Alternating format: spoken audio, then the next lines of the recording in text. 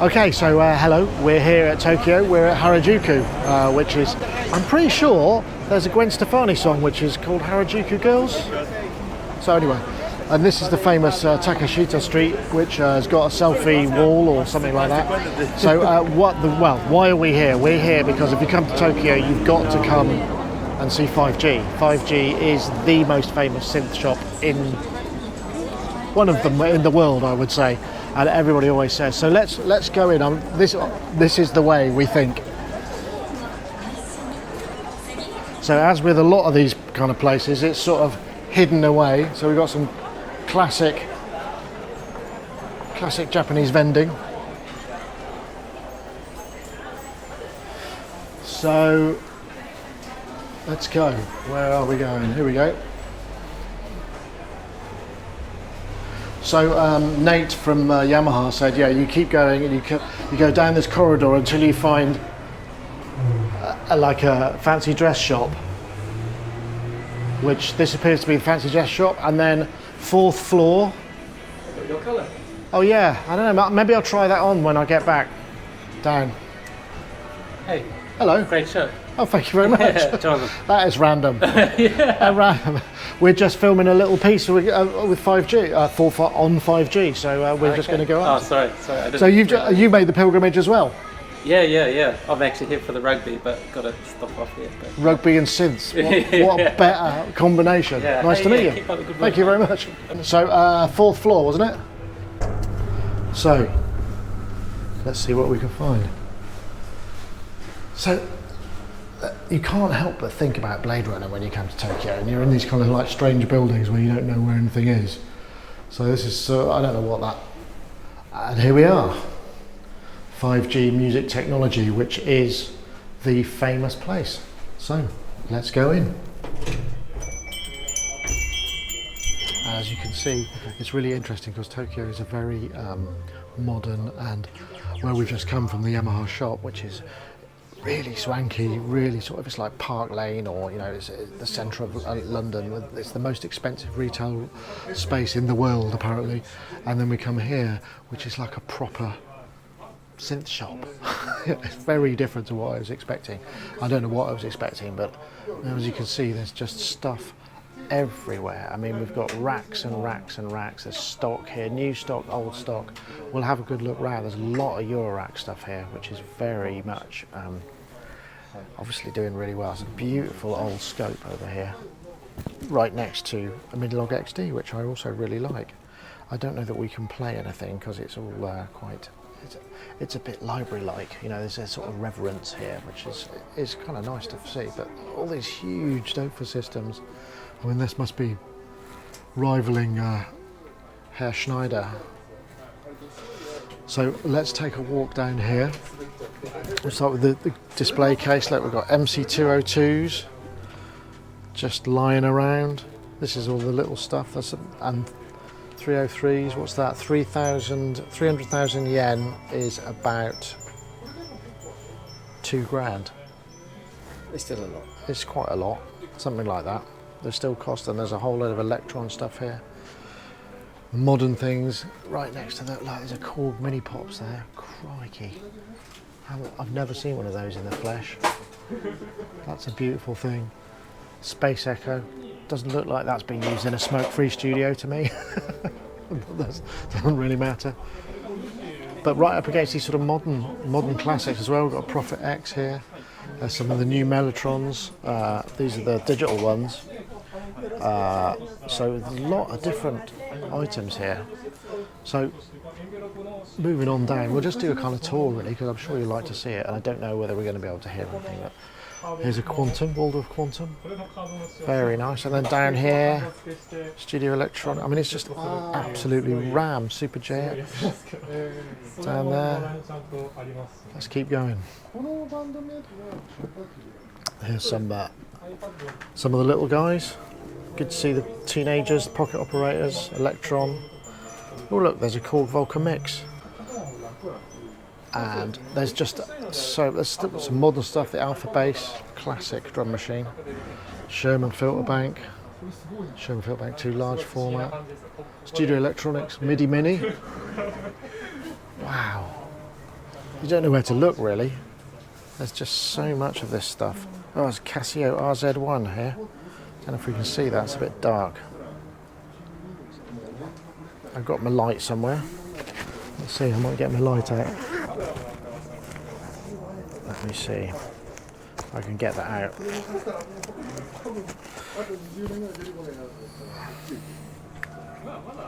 I should also add that we are absolutely hanging because we basically landed 9 o'clock Japanese time after 16 or 18 hours of travel, and didn't really get any sleep on the train, and now we're sort of starting a new day here, so we might be a bit kind of, I don't even know if this footage come out, we've probably forgot to press record even. What's that? So anyway, I was going to show you, there's a RZ1 there, classic rhythm machine, some amazing bits and pieces. Let's keep going. It's good to see some of the modern stuff represented here. There's loads of it actually. Look, this is a hot item, the Lyra 8. We've seen a review for that. Wow, I don't know what that is. Hikari Monos, that's an unusual looking thing. Can't tell whether that's old or new. Retro looking. Yeah, well, I'm not spending any money today. Good to see some modal stuff here as well. Got the Sculpt, which is a good synth that. And the, there we go, there's the SE Boomstars, they're great. Actually reviewed those. Oh look, there's a Model D as well, and a Neutron. I mean, there's no, what's the word I'm looking for, snobbery here. Oh wow, what's that? This is an EMS polysynthy, which is been obscured by a couple of these imposter Behringers. Brand new Behringer. Look, look at this. There's a Vocoder VC340 and a VP330. So, and a Prophet 5 up there. Oh, 808, 909, the classics. This thing looks really interesting. Wow, look at that for a pitch bend. Can we even get to it? Yeah, not really. EMS London. So we're coming down here. We're now getting into the real big boys. Look, we've got 2 Jupiter 8s, a Matrix 12, a Prophet 5, I think, was that a T8? Jupiter 8, Memory Moog. Wow. Waldorf Q, Poly 6, Jupiter 6, and there's another Memory Mooger here. Wow, that looks like it's had a bit of life, doesn't it? Look at that. It's mouldy. Yeah, it's kind of, I don't know. A lot of these synths are reserved. I mean, they've already. Yeah, wow. That's where the drummer exploded. Yeah, that's a. Wonder where that's what the history of that guy is.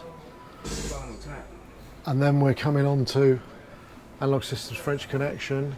What's that? Art Pro Solos. I don't know what that I call gets 5D. Juno 60, which is obviously DCOs.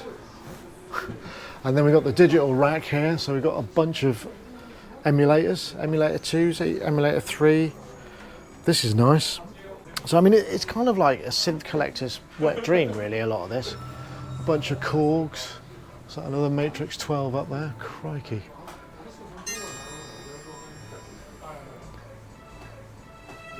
Oh, that's making a sound.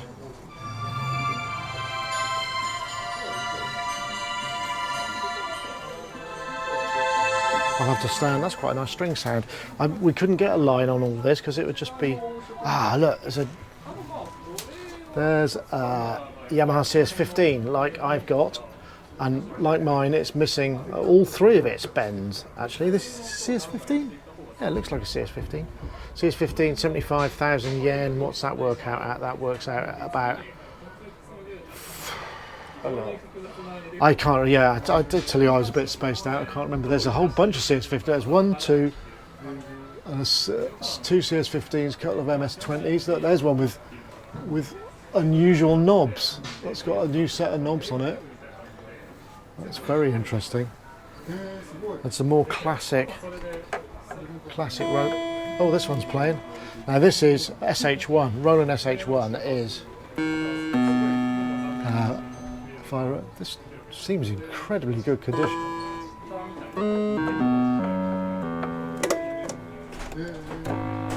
The thing about the SH1, it's just got amazing bottom end. probably not going to hear that in here because it's again just coming out.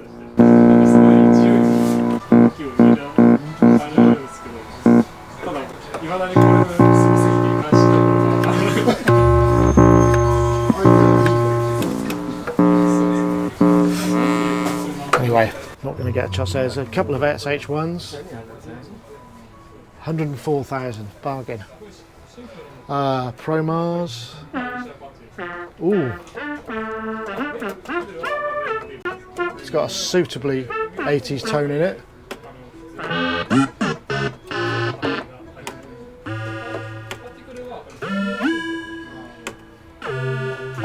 I like the Jupiter 4 had all these. That's not bad actually.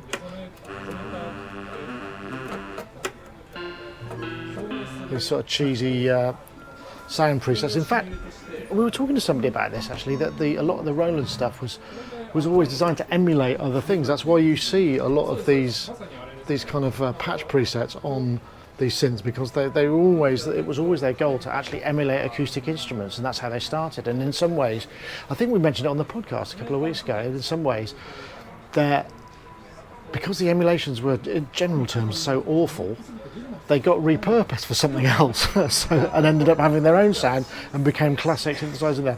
That's one theory anyway. I'm not going to say that's gospel. Oh look, there's a beautiful, there's the good stuff there. Look at that, there's some System 100.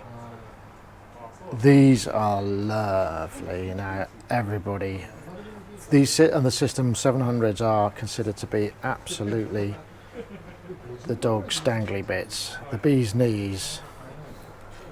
So well worth. Yeah, there's some nice ones there. These haven't even got any prices on them. Oh, that's just behind the curtains there. Gosh, it's amazing, isn't it? There's just so much. And then Octave Cat, EML 500, and that old Odyssey with some broken teeth over there. There's a Polyvox over there in the corner, Emulator 3, and just a sort of pile of stuff. I guess things must come in here all the time. Well, there's an Oscar, original Oscar up there. Crikey. I haven't seen a Jupiter 4, surprisingly.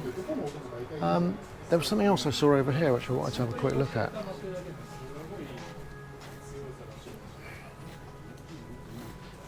What was it? Oh look, we've got some minis. Nice minis up there. Original Model D. Now these are the. That's a really quality one. That looks lovely. Is that? Yeah, that's an original, but it's in such amazing condition. That one's reserved. That one looks like an older one. No, that's the reissue. Ah, I beg your pardon. I thought it looked in good condition. Yeah. I was looking for the LFO, but yeah, there it is there actually. So yes, there we go. It's the reissue. I told you I was spaced out. Grandmother. Oh, nice to see the Modo. Actually, I've reviewed that and that.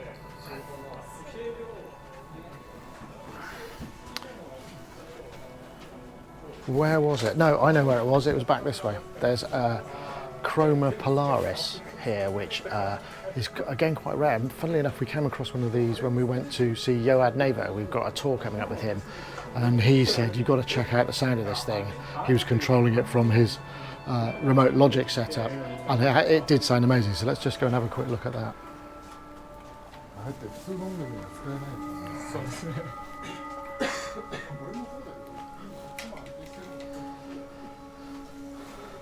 Ah, here we go. Yeah, so look, that's the Chroma Polaris.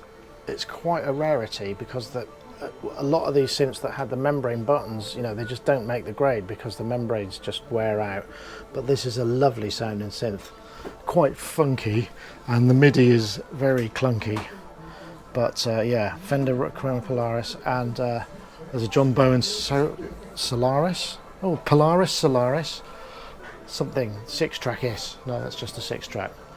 And multi-moog. Oh yeah, look, there we go. A nice bit of analog sequencer. I've got a store actually. That's an MS-20. I bought a Pro Tools system about a very long time ago. It was a 4-channel system, and it was what I used for my HD recording.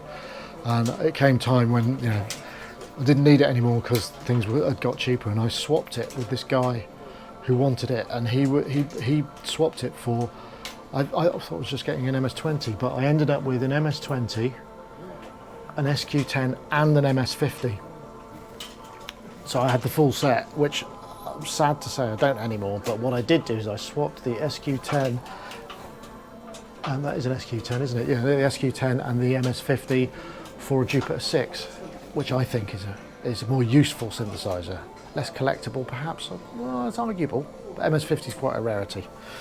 Anyway, that's kind of pretty much the oh, what's this guy here? Wait a minute. Wow, Ace Tone synth, that's a rarity. Look at this moulded plastic cast. I don't think I've ever come across one of those before. Hey, they've got the same racking as we've got in the studio. Yeah, class. Classy stuff. Industrial chic. Well, I do hope that's given you a flavour of what it's like. What it's like here. Anyway, we're probably going to have to go to sleep now because it's something o'clock in the morning for us the next day. So thanks for watching.